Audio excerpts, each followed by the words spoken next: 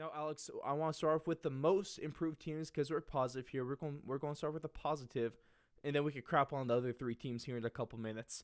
But one of the most improved teams is one that we're talking about at the beginning of the show, and that is the Washington football team because they've been able to bring in Ryan Fitzpatrick, Samuel Cooper, Will Jackson, Lamar Miller, slightly underrated. He at least in the past he's been a fairly talented, almost like a reminds me like a diet Le'Veon Bell, the way he's able to kind of bounce around and take some time and be a little patient, but still have that little bit of speed. Honestly, I'd rather him over Le'Veon Bell right now. Way cheaper too. And then also David Sharp and Tyler Larson, all good moves for the Washington football team. And this is a team. I mean, they're in the NFC East. We already made enough NFC East jokes last year. We don't need to keep that going because they're just kind of overrated or overdone at this point. And thank you. Sorry, Alex. I appreciate your correcting. Not Curtis Samuel, or not Samuel Cooper. It's Curtis Samuel. A couple Samuels out there. A lot of names, a lot of free agency. I've been, like the NBA stuff. It's hard to keep up with some of these, but that's why I got a man like you on the show.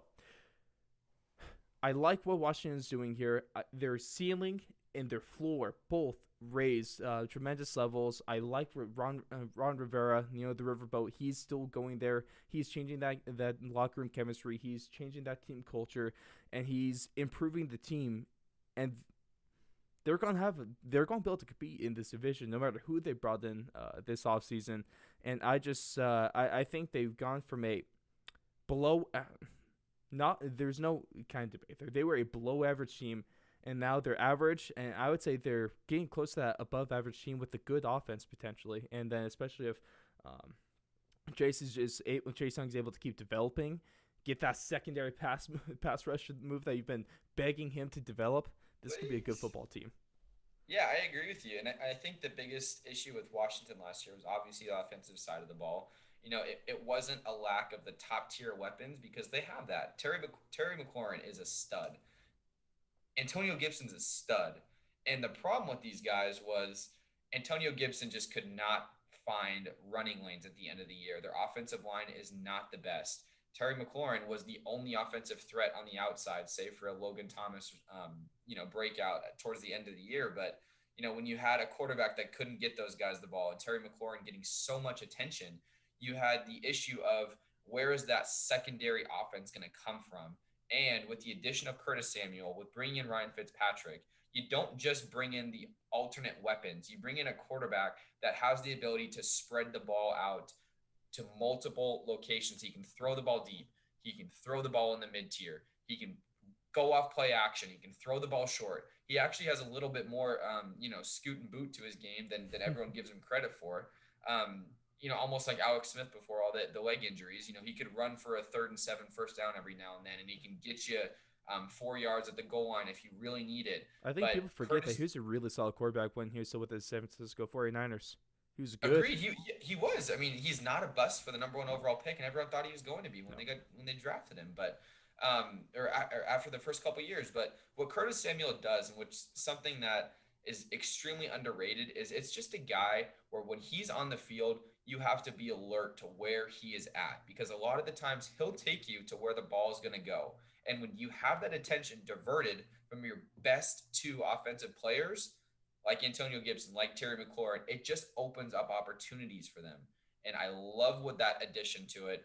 Riverboat Ron knows what he's doing with Curtis Samuel, coached him in Carolina, knows what he can bring to the table, knows how to use him, which is the biggest downfall for some of those Curtis Samuel, Tavon Austin, Percy Harvin type guys, is a lot of teams just don't know how to use him. When the Dallas Cowboys brought in Tavon Austin, I remember there was one of the early games, Sunday night game, they were playing against the New York Giants, and he went in for a bomb, 80-yard touchdown right on the side of the field. That was the last time you heard of Tavon Austin that year because they don't know how to use him. He's not a deep threat. He's a Swiss Army knife guy. You run him on reverses. You run him out of bubble screen. Run him deep. Run him across the field. You do all these different things, and Ron Rivera knows how to use Curtis Samuel. So I love these additions to the team. Other guys, I'm not too excited about. Lamar Miller's been dead for the last 3 years, but they have enough running backs in Washington where that's not going to make a huge difference. It's really just how Fitz can incorporate himself into this offense, and he's proved he can do that in the past. So I like what they've done. And then the second team that is by far the most improved is the New England Patriots. I don't think we need to spend too much time on this team, quite frankly, because we talked about them a lot last week, and we. I mean, what else could be said about the Patriots? I mean, they took every free agent that you could. They overpaid on some. They have the best tight end room in the league, bar none. And then if they bring in a quarterback, it's just going to make things that much better. Ding ding ding ding ding ding ding ding ding. And we'll talk I about think you hit it, quarterback Ross. possibilities a little later in the show. But they still need a quarterback. But besides that position, they stacked up the defense. They stacked up the offense. They're improved. I think it's safe to say Definitely. that. I mean, yeah, they definitely improved, and it all comes down to that quarterback. You can't make all these moves and not have a plan at quarterback because spending all this money, pretty, I wouldn't say recklessly, but they definitely opened up the checkbook this offseason. And you cannot do that in a situation where you have Cam Newton as your starting quarterback. That just doesn't make any sense to me at all. They need an upgrade at that position. I can't imagine they don't upgrade that position. And even when they signed Cam Newton, we saw that 1 year, $10 million number on it. It's not that much at all. It's really just $1.5, $2.5 million signing Yeah, bonus, a base salary of $1.5 million, which is the veteran minimum, and then a bunch of roster bonuses. yeah, So that is not a $10 million contract. That's something a lot less, and they have a ton of room to still bring in another quarterback, an impactful quarterback, which is what they need to do. exactly.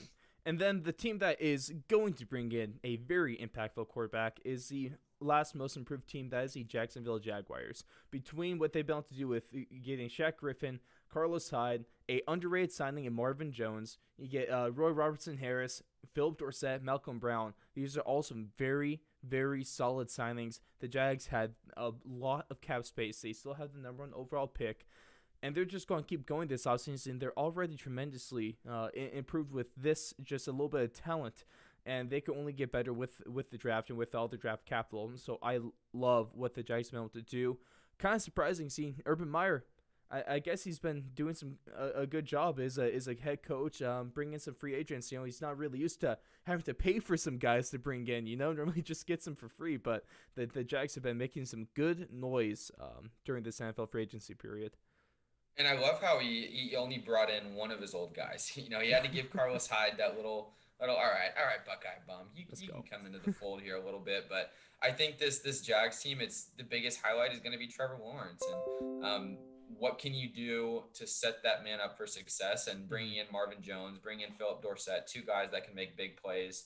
Shaq Griffin on the outside, very underrated cornerback for the Seahawks the last couple years.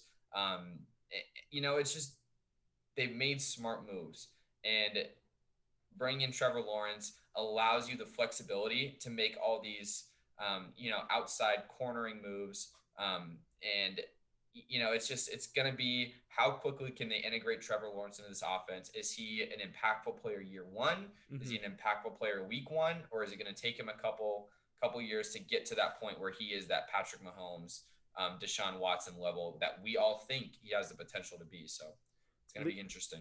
At least we'll be finding out soon about that one as the draft is quickly approaching us.